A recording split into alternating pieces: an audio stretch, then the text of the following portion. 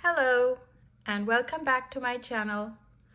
Today I come to you with a requested video from our lovely subscribers who said that they would love to see more of Indian fine jewelry. So this is all 22 karat fine jewelry, some of my pieces that I brought out to share today, and I've laid them on my sari. So for those of us who don't know, sari is a garment worn by women in India and other countries in South Asia. And this particular sari is more of a festive kind of a sari. So it's made of silk. It's made of silk, and then you can see this intricate woven work here, which is called zari, Z-A-R-I, zari. And this can this can change the game of luxury outfits very quickly, because in India, from very olden times, since ancient times, these saris were made of very, very fine quality silk. And this sari, nowadays, they make it out of just regular, cheaper materials, cheaper metal work. However, I have saris that have actual silver and actual gold in them. So 24, 23, 22 karat gold threads in the sari. And because of that, the weight of the sari is also pretty heavy. And you can see, the blouse was actually stitched with actual gold thread.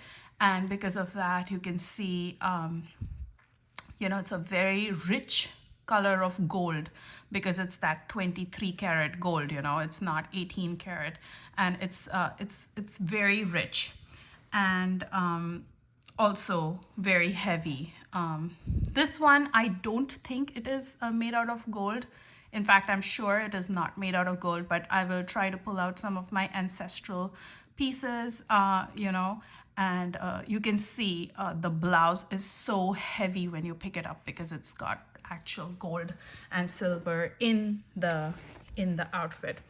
Now, and that also makes it last for a very long time, and the color doesn't change because it's actual precious gold, and it just shines so beautifully. Some of the silver can tarnish over time, so you can see in a lot of the older pieces, older materials, there's a bit of oxidization that happens. So let me know if you'd be interested to see some of those outfits, and I'll try to pull those out for you. But moving on to our jewelry. So Indian jewelry is very rich, and it matches really well with the intricate outfits that people wear there. And so here is some very traditional pieces. So these are from that store, P&G. It's a mix of different stores. Some of this necklace particularly was passed down to me from one of my great aunts.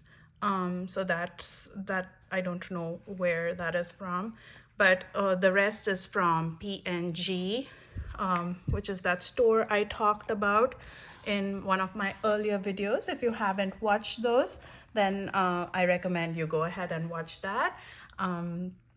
So here's a pair of bangles, also passed down from my great aunt. These don't fit me, but I'm going to hold on to them for sentimental reasons, obviously. And you can see, beautiful work, very heavy bangles. These are solid pieces. So this is again in 22, 23 karat gold. So that's what these look like. And then this is a light pair of bangles. So, they are hollow beads inside. So they're very, very light, but you can see they give a very grand kind of look.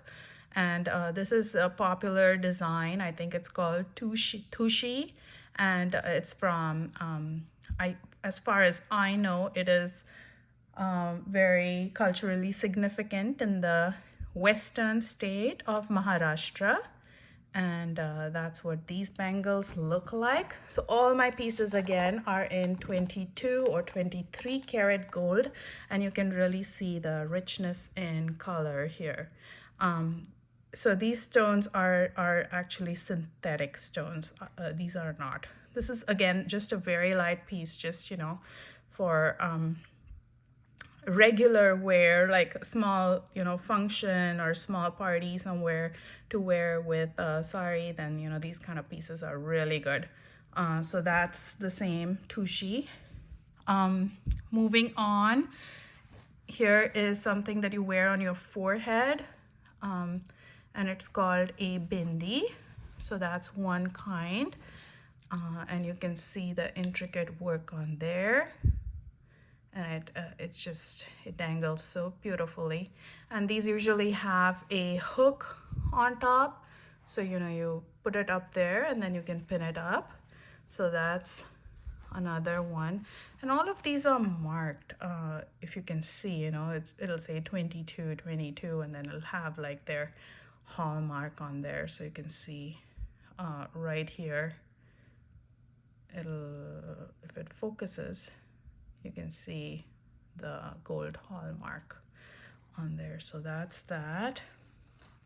And then I have another one of these. So this one I actually got made from PNG many years ago, over a decade or 15 years ago or so. And this one actually has something that they call glass kundan.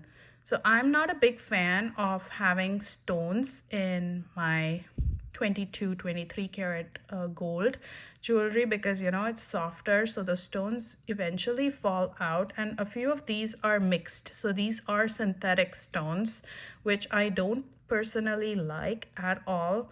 But I don't know why those many years ago I thought this would go with a lot of outfits, because there's a lot of red, green, blues, in Indian colors and Indian outfits. So I thought I would go for that. But then now thinking about it, I don't like it. And how this part has somehow oxidized, which is very strange. So I need to take this back to the store. So I recommend not getting these stones, in 22 karat gold jewelry if you're afraid of them falling out, because they do. I would just go for plain gold jewelry, though I know with the stones it looks very pretty and all of that. But I personally am not gonna get any more jewelry with these type of stones in them. But this bindi is really gorgeous, and it's also very versatile. So I can take out these parts, all detachable. So only the center one with the center line, stays on your forehead. And then when you want a grander look, you have these 3 chains that go on the side of your hair, and it looks so pretty. I will try to insert a picture or some pictures with this video, so that you have an understanding of what it looks like once it's worn. So a very pretty piece, and you can see on the back again all its markings for the 22 karat or 23 karat gold right there. Very pretty piece. It has some enameling work on here as well. And then this is the part where you can detach those little things, and just have the center one if you don't want to like be so over the top. So let's leave that on the side. Moving on to this very special necklace. This is, as I said, one of my ancestral pieces. It's very old. You can see how gorgeous that work is on there. And it's a very traditional piece. If you go into the stores, even today, they make these type of pieces. It's just something that will never change, I suppose, because people always want, some of these old traditional designs and pieces to be preserved. And that's what it looks like at the back. So you can see they actually hand worked all of this design on there, and then these are like the individual gold plates that are like kind of joined together. And then the nice thing about these type of necklaces is that you know, they are adjustable, because they come with this string that you can change out. You know, it wears out after some time, but you can change this out and you can adjust the length to whatever you like. You know, when you're wearing the pieces, then it looks nice, looks flush against your neck, or if you want it a little longer, you know.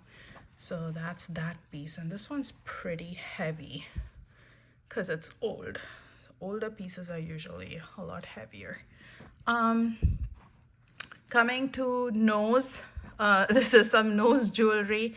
This was also very, very old. I don't know, you know, it's like one of those press on, you wear it, you push it on, and then this part goes into your hair. So it kind of like goes all the way from your nose over your ear into your hair.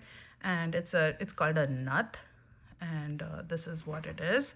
So I think this type of nut is usually worn in the northern states of India. So I thought this would be nice. So I got one of these northern eastern part of India, they wear this type of nut. And then in the western part of India, in the state of Maharashtra, this type of a nut is worn, where it's got all these pearls on it, and then, you know, sapphire stones, and then just little stones on there. And then you know, this is again a press on. So you push that part and you put it in your nose, and that's what it looks like once it's worn. So that is the nut.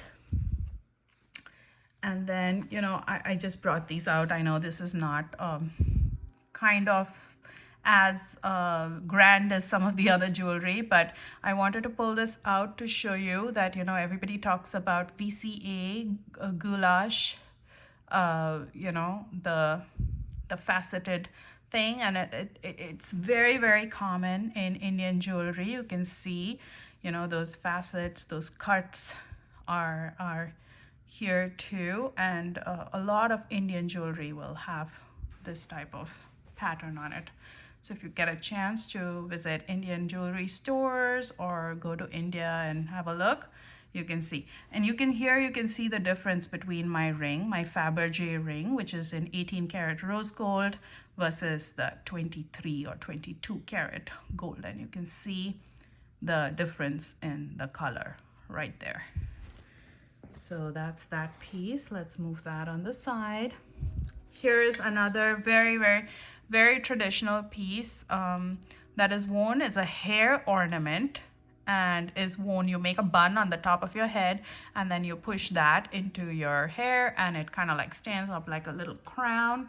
And it's a very, again, traditional piece from the western state of Maharashtra. And then here's the back. You can see all the markings for PNG, and, you know, your gold quality and all of that. So that is that piece. I apologize, I think the sun is going in, and I like to film these videos with just natural daylight, you know, just to keep everything very real. I think the sun's going in and out. Here is a pair of earrings. So you can switch this top out. I just switched it out to one of my other tops. And then this thing is here. It's called a jhumka.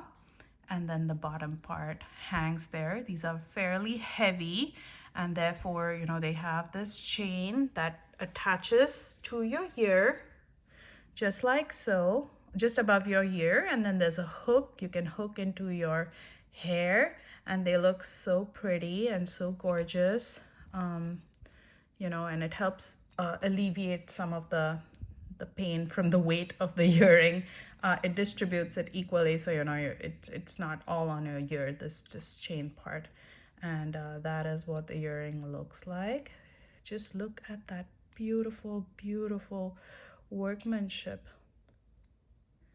And here you can see That's the inside of this earring. And then here's the other one over here.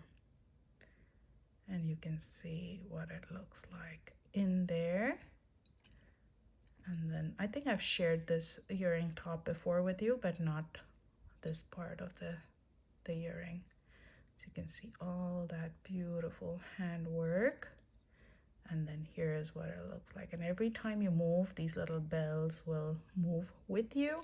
It looks really, really pretty. Well, I hope you all enjoyed watching some of my Indian fine traditional jewelry and traditional outfit today. And if you'd like to see more of this, let me know. Do let me know, and I'll be very happy to share a few more pieces with you. Thank you so much for watching. Have a great day. Bye now.